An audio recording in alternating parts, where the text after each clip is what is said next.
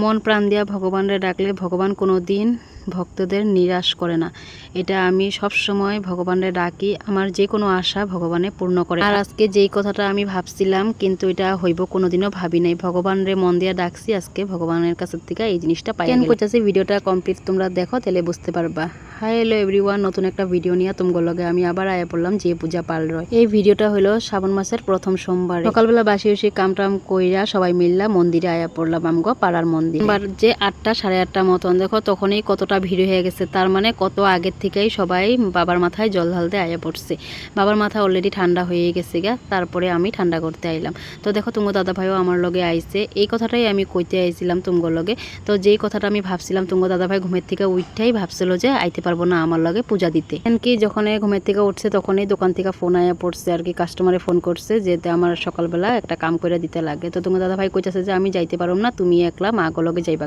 কিন্তু মন প্রাণ দেওয়া যে আর কি ভগবানের ডাকলাম, সেই ভগবানে আমার তো আশাটা পূর্ণ আর কি করবো না। এটা সত্যি, আমি যখন ভগবানের মন প্রাণ দেওয়া ডাকছি তো ভগবানে আমার এই আশাটা পূর্ণ করে দিল। পূজা পাতল করা হয়ে গেল গিয়া, তোমার দাদা ভাই আমার কইতেছে চলো বাজার থেকে তোমার লিগা সবুজ চুরি নিয়ে আই। সবাই সবুজ চুরি পরায় ফরাইলো, তো তোমার কি আমি পরাবো না?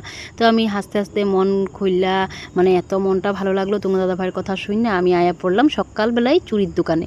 তো এখানে চুরি পছন্দ কইরা তোমার দাদা ভাই আমার লিগা নিয়ে নিল, ঘরে গিয়া পরাইবো দেখা। তারপরে এদিকে দেখো আয়া পড়লাম মানে নিরামিষ দোকানে, পরোটা নিয়ে নিলাম। দেরি হয়ে গেছে দীক্ষা তোমার দাদা ভাই দোকানে যাইবো গিয়া। পরে ঘরে আয়া তোমার দাদা ভাইয়ের হাতে আমি সবুজ চুরি পয়রা নিলাম। এটা হইলো সবসময় আমার দাদায় পড়ায়।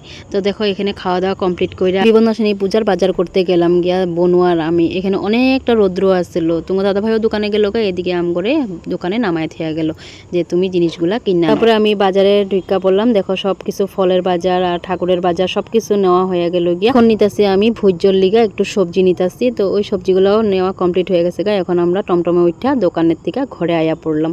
এখন বাজে 2:30টা মতন, 3টা মতনই বাজে। তারপরে এখানে ঘরে আয়া সব বাসন টাসন তো মাজতে লাগবো না, মা মাজবো করে কইছে। আমি কইছি মা তুমি লাগবো না, তুমি রান্নাটা একটু কমপ্লিট করে ফেলাইও, দেরি হয়ে যাবে। তারপরে আমি ঠাকুরের ঘরের বাসনপত্র সব মাঝামাঝি হয়ে গেল গিয়া। এখানে দেখো সুন্দর করে আমি ধোয়া পাকলা কইরা নিলাম। আমার তো মনটা অনেকটাই খুশি, কেন কি পরের দিন তো পূজা করুম না। এদিকে মারে পাঠাইয়া দিলাম বেলপাতা আর এদিকে আমসরা নিতে। তো মা এগুলা নিয়ে নিল আর বনুও নিয়ে নিল।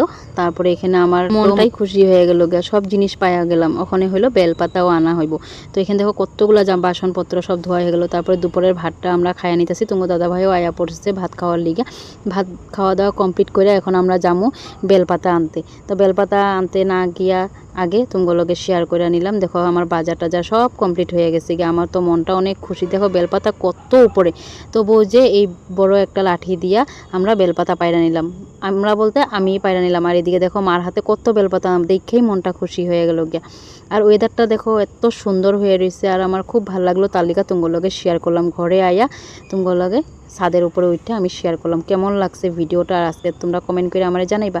সন্ধ্যা হয়ে গেছে গিয়া, এখন চা না খেলে আর কি ভালো লাগে কো। চাটাও পাপড় ভাইজা এখন দুধ চা দিয়া একটু মানে চা খাই নিলাম, সন্ধ্যার চা। আমি কোনোদিন কিন্তু চা খাই না, কিন্তু আজকে একটু মাথা ব্যথা করতেছে, তার লিগা খাই। ভিডিওটা কেমন লাগলো কমেন্ট করে জানাইবা। সুস্থ থাকো, ভালো থাকো। নেক্সট ব্লগ নিয়ে আবার টাটা, বাই বাই।